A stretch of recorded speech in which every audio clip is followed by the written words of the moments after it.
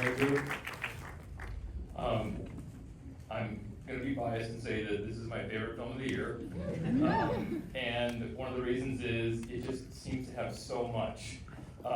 It is about the past, it's about the present, it's a fiction, but it takes place in a very real hometown of yours, Recife, and a real time, the dictatorship. What were the storytelling instincts that brought this movie to life? Well, thank you for the question. Thank you for the welcome. I really, over the last few years, I did my previous film is called Pictures of Ghosts. You can see it on the Criterion channel. Great movie. Yeah, it's like a brother to this film. They're very different, but they come from the same heart, I think. And when I was writing this film, I kept thinking that you can make. I really love. I love documentaries, but documentaries, I think, they are often taken for granted as the absolute truth, and many documentaries are full of manipulation, and they are quite some the bad ones. They are quite far from the truth. And I really think that when you make a fiction piece like this film, you can be more truthful than many documentaries. You can even use stop motion animation, which is the case in this film. You can go into crazy developments in the film and still have be very frank about what you're discussing, about what you're talking about. So I think my instinct was to write a film which would be a reconstruction of time in 1977. I was 9 years old back then. And by doing that, I would build a film which would be very much about people, faces, and the logic of my country, which is Brazil. I mean, of course, I believe that American films or French films, they have the logic of their own cultures and their own countries. And I think that the best that I can offer you is the logic, the taste of the country where I work and where I come from. And this is, I think, my attempt at giving you the point of view coming from Brazil, which hopefully is universal. Considering what has been happening to the film, it seems to be. Wagner, this is such an unusual type of hero. Our excitement comes from watching you watch others and be empathetic. And I just want to know what that was like for you. What the sense of discovery for this character, what was like for you? My story with this film starts a long time ago. It's I know we don't have much time, but I kind of have to say that it comes from my admiration for Kleber. When I met Kleber 20 years ago in Cannes, Kleber used to be a critic, a very mean critic. But I saw his first film, Neighboring Sounds, in 2012, and I thought that I had seen one of the greatest Brazilian films ever. And right? Great film. Yeah. Deeply grounded in the Brazilian tradition of doing political films, but what brought us together, just long story short, what put Kleber. So I really was really into like working with him and was chasing him and stalking him to appear in places but what put Kleber and I together was politics, was actually the fact that Brazil from 2018 to 2022 was under a government that Kleber and I were both very vocal against it, and we both suffered the consequences of it. So I always saw the secret agent in my mind, the idea of doing this film when Kleber and I were calling each other and talking to each other back then, was how are we going to react to what's going on right now, a government that will bring back the values of the dictatorship. And so the idea of doing this film for me was always like to make a film about someone who was sticking with the values that he had when everything around him was saying the opposite of what he believed. So it started by that. And then, of course, and then Kleber wrote this amazing script. He wouldn't show me the script. Took him 2 years to show me the script. He used to say that he would only show me the script when if I read the script and I didn't like the script, I was a completely idiot. And he was right, because I read the script was amazing, I'm not an idiot. That's too much information. Sorry, yeah. We had a few drinks before this.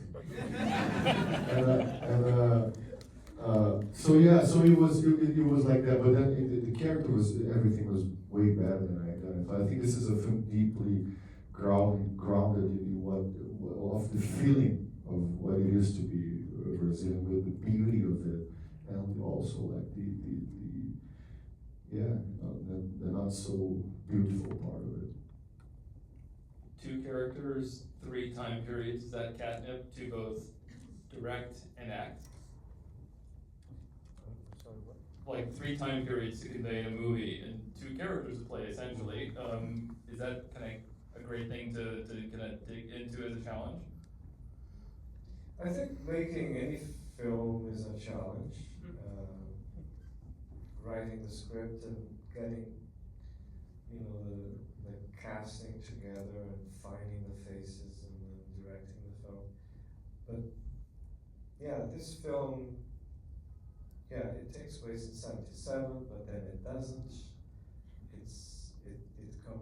It has a point of view which comes from the present, which repositions everything into a different kind of perspective. I really love the idea because it's so true that our lives, we live our lives today. This is our time, all of us here in the room.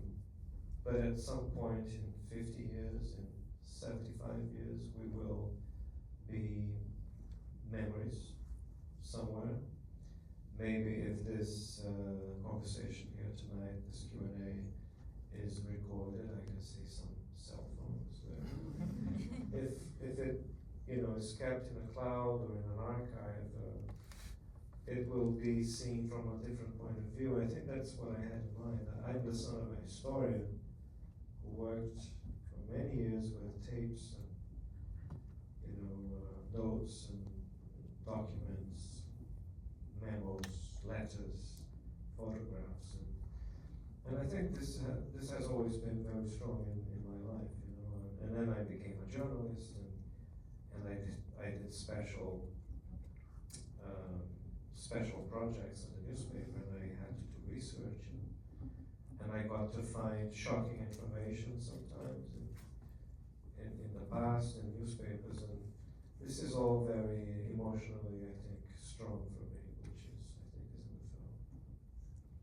Wagner, what about for you, kind of like immersing yourself in 1977? Yeah, I felt that it was, I had directed a film that takes place during the dictatorship, a film called Marighella, and I had really studied a lot about that time, but I don't really feel that this is too far away from us. The dictatorship ended in 85, but it didn't really end in 85. The echoes of the dictatorship are still there. The president that we were talking about, that was the president, but we were not going to say his name. Who, by the way, is in jail. But really it is that person is a physical manifestation of those echoes, of the echoes of the dictatorship. So I never felt that this was too far away from me, nor political, nor emotionally, because also I remember the way my father used to wear a shirt like this, and all this, and this is something that Kleber's films, he has this capacity of bringing us to this sense of familiarity. If you see his films, Aquarius, the first scene, there's this party going on, and I remember my reaction saw the films, it was this party happening in an apartment. I was like, wow, I could smell the apartment, I could feel the, so there's that too, Kleber's scripts and films, they just brings you in the time. And so it didn't feel very far away from me at all. It felt that this was now, somehow. Yeah, Kleber, I mean, like, 5 movies in, and even though I've never been to Recife, I feel like if I went, I would know how, I would navigate myself very well based on your movies. How do you create that as a director, like, when the shots that you build a kind of like outdoor room tone with? I love that question, coming from you, but it's interesting because, it's wonderful to hear that, because Recife is where I come from, and it has become a character in my films. But I'm in Los Angeles, and I knew this place even before I came here for the first time in 1991. Summer of 1991. In fact, I have to say to you that I came here in this multiplex here in Sanctuary City to watch 2 films in the summer of 1991. Thelma and Louise and Terminator 2. This is where I saw those films. So what I'm trying to say is that the imaging cinema of cities, they belong in cinema, and if you shoot them right, they will become characters. And even before I came to the US for the first time, I knew Los Angeles because of the television series, because of the Bionic Woman and the $6 Million Man, and because of Blue Thunder and Die Hard, and The Long Goodbye, and all those films. And I'm happy that now so many people recognize Recife, and they even come to Recife to take pictures of the locations where my films were shot because of my films. So that's a really cool thing. Wagner, like filming in Kleber's hometown, did you get that vibe that you were in his hometown? Absolutely, yeah. I myself have a very emotional and strong relationship with Recife, but of course, because my family's from the north of Bahia, we're both from the same region, the northeast of Brazil. I'm from Bahia, Salvador, and he's from Recife. That was one of the things that made me forgive all the bad reviews that he wrote about my films. Because when I met him in Cannes, I met Kleber in Cannes 20 years ago. That's right. And then we hit it off because back then it wasn't very common people from the Northeast to go, even as journalists or as actors, to go to those big film festivals. You usually were actors and journalists from São Paulo, Rio de Janeiro. So I had this, and this is a thing in the film too, the internal xenophobia that Brazil has. Kleber and I hit it off in that sense. So Recife was already, and back in 1999, I did a play in Recife that kind of changed my life. It was a very important thing that I did there. So yeah, I had a very strong relationship with Recife. But of course, I arrived in Recife for this film a month prior to the shootings because just I wanted to be there and connect with the city and connect with Kleber and the crew and everybody else in order to feel more like at ease with it. But it was very fast. I was so eager, man, to doing this film, to work. I hadn't worked speaking Portuguese for 12 years, which is crazy. Wow. Yeah, very crazy. There's many reasons for that. I won't take your time doing this, but it was very special for me to be there in Recife with Kleber. But the thing with the screenplay that I love, that is one of the great kind of like sad things about it, is the way you kind of get to the depth of the character, and it's very unusual to kind of like be presented that way. Can you talk about writing it that way, and then for you, Wagner, what it was like to not hit that scene? Sorry, what? Death scene. Which scene? Like that you don't get a death scene. Oh, the death scene, yeah. Well, the death scene is in the film. It's just that it comes through archive and newspaper. I tried to write the I tried to write the actual ambush scene where his character would die, but I really couldn't go past the third line. I wasn't really interested in writing that scene. I really think that once you saw the first 3 or 4 seconds of the sequence, you would know exactly what would happen. And I think finding out through the newspaper is much stronger and more cruel, I think. And that's how so many mysteries are solved, through the archives. Sometimes it's a letter, sometimes it's a document, it's just a cold piece of bureaucracy. And I think it's quite strong, yeah. And I also believe that once we tell stories, we can change the way we're telling, but the story is still being told,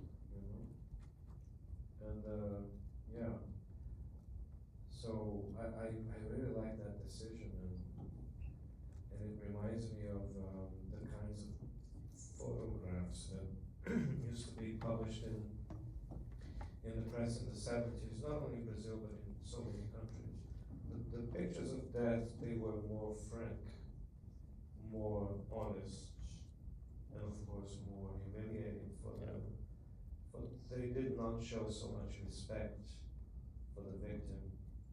And today, I think, even in war photographs, they are more distant and more respectful. And I think that's part of the way I look at the past. I remember many pictures in newspapers which were quite shocking as I grew up. Wagner, you don't get a death scene, but you do get a scene with another character at the end. It's sort of like.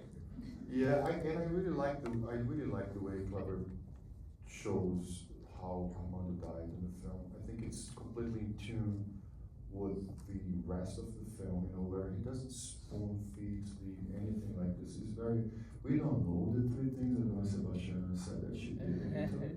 We don't know who Kir's character's past. We don't know how my wife died. It's great because we can all, each one of us, we're gonna think about it and have our own ideas of it. Therefore, but there's another thing about the way he chooses to show Armando's death that I really like, and I think it's really cool. It's because I think that by doing that, he kills him twice. Because he kills him and then he kills his reputation. Not me, but sorry. Brazil. Kills his reputation, kills his memory. And this film is a lot about memory, or the lack of memory of a country, of individual and collective memory. So when they had, the photo is very important, like you said, but for me, what the strongest thing is the headline, which says, professor accused of corruption gets killed, or something like that. And therefore it's so hard for his son that I play in the end also, but that had to spend his entire life without it. Not only had to spend the entire life without his father, but also too with an idea that his father did something wrong, which he did not.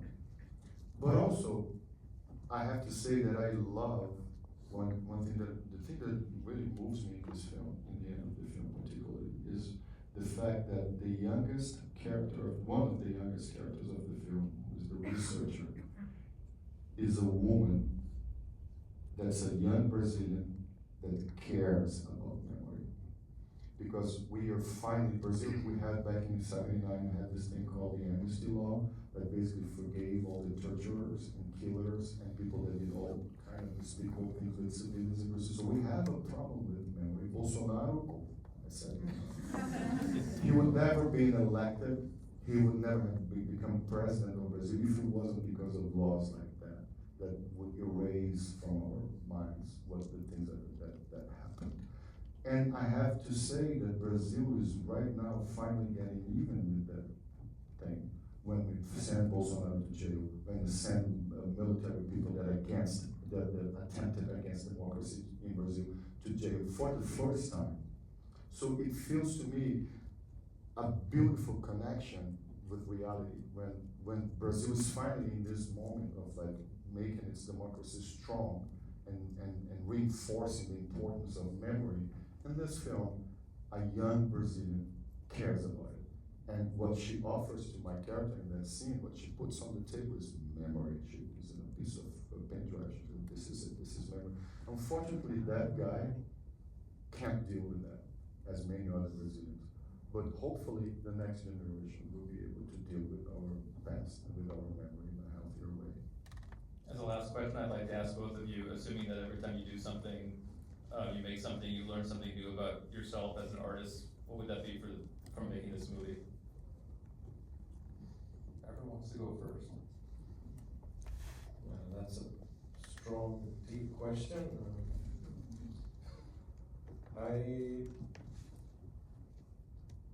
I think this film comes from many deep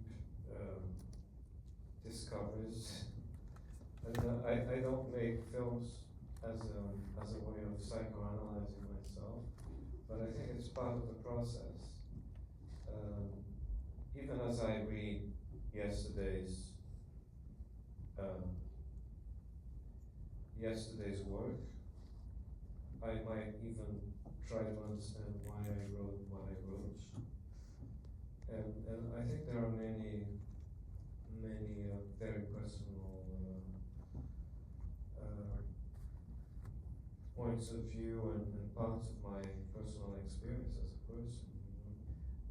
You know, from being a father to memories of the past, memories of the country, of the city, of my family. So a film is an incredibly complex series of different elements which in some way come together and they become a film which is presented in a movie theater like this one. And I can only be truthful and honest about the whole process, and I thank all of you for having come to see the film. Thank you very much.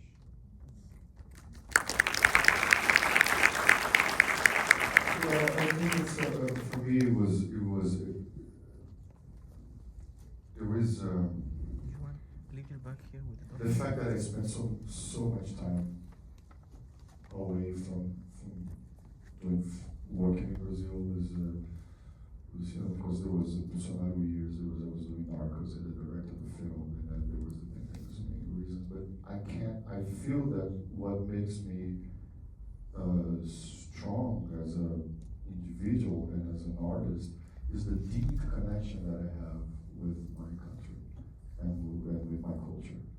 And I can't spend that much time away from it. I was just in Rio like a month ago performing a play there, and this is really like in my mind, like I have to be there more often.